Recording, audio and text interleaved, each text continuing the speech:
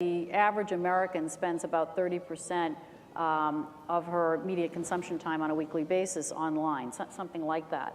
So what the analysts always ask, I heard too. Randy, is that right? Yeah, that's what okay, got that one right. That's the number I've. 1 out of 2. But what the analysts are always asking, certainly the press is always asking, is, well, if 30% is the number for consumption, why don't you have 30% of the advertising dollars? The answer is we don't live in a binary world, but that's what is still holding this back. I was listening to you talk about the relationship among paid and earned and owned, listening to you talk about engagement, listening to you talk about how very clearly measurable success is. So one thing that I was thinking of, though, is the confidence that you have in what you've been able to accomplish, for example, with Milkbone. How does that relate to old school media, to traditional media, and how do we transfer that learning so that we know that a dollar spent here versus a dollar spent in television or print? I think we're still struggling terribly, and the numbers, the facts point to that. So all of this stuff is innovative, it's exciting, it's important, it's contemporary. Is it moving the needle, and how are we going to do a better job of moving that needle? When you can't engage internally at Del Monte, or you can't engage a customer to go with it, what is holding us back still? I mean, I feel like, same question, 16 years, sorry. There's a lot of thoughts on this, but just quickly, two quick aspects. One is just even this back and forth of, well, how much media money is being spent against digital versus consumption? Okay, I understand that equation. Yep. That's an important one as a barometer.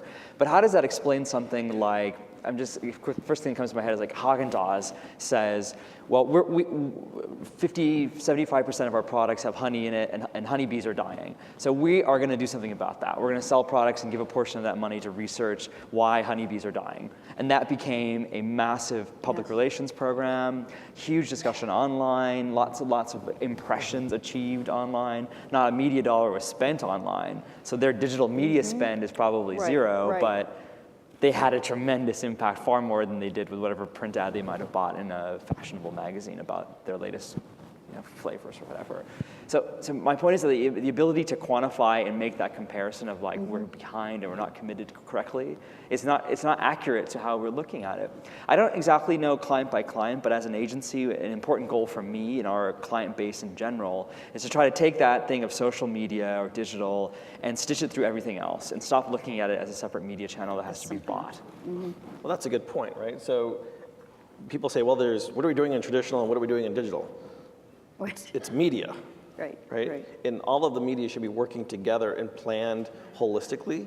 So, at Del Monte, we break down it's not. You're an optimist too. Yeah, I'm an optimist, absolutely, and because it's working and we're seeing this work. And so we break down those silos and we make sure it's not just the digital and traditional folks planning together. It's making sure that the creative agency's in that as well, right? Because I firmly believe, and that's what led to some of the success of things like Lincoln Fries, breaking down those barriers, getting creative and media people in the same room.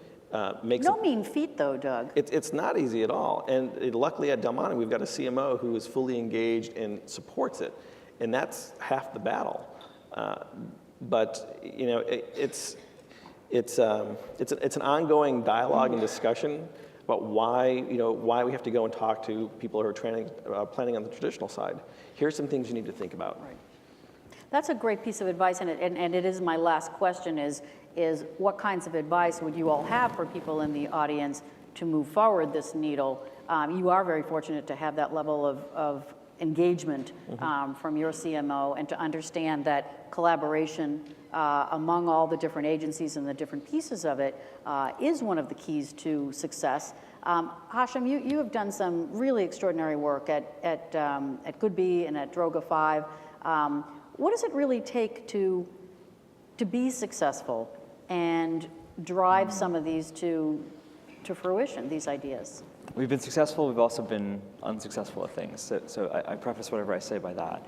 And I believe really strongly that sort of not coming upon doctrine, like not setting the 5 must-follow rules for social media. These are the 10 principles for using Twitter effectively.